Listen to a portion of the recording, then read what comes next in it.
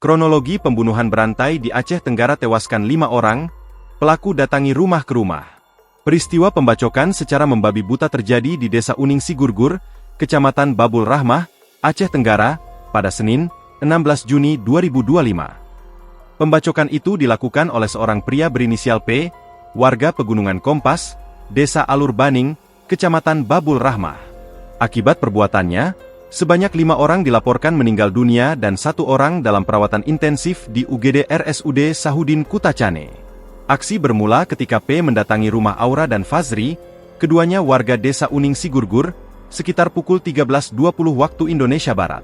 Tanpa banyak bicara, pelaku langsung menyerang kedua korban dengan senjata tajam hingga mereka meninggal dunia di tempat.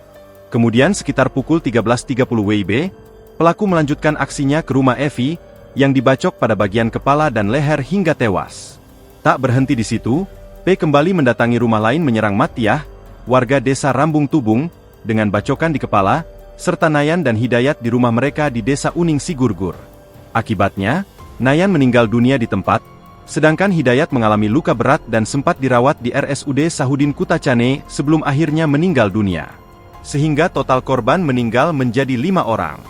Sebelum kejadian, tersangka P diketahui baru pulang berbelanja kebutuhan rumah tangga dari Pasar Senin, Desa Tenembak Alas, Kecamatan Tanoh Alas, dan tinggal bersama orang tuanya di Pegunungan Kompas, Desa Alur Baning. P merupakan paman sekaligus adik kandung ibu dari beberapa korban, menunjukkan adanya hubungan kekeluargaan. Dugaan motif masih dalam penyelidikan intensif oleh Satreskrim Polres Aceh Tenggara. Kapolres Aceh Tenggara AKBP Yulhendri SHSIK MIK melalui Kasih Humas AKP Jomson Silalahi mengungkapkan saat ini, P masih buron. Camat Babul Rahmah, Rimandani Pagan SSTP, menyebutkan, pelaku melancarkan aksinya dengan cara mendatangi rumah-rumah warga secara acak. Di antara korban yang meninggal, 2 di antaranya adalah anak-anak, yaitu Aura dan Fazri, serta 3 orang dewasa, yaitu Evi, Matiah, Nayan, dan Hidayat.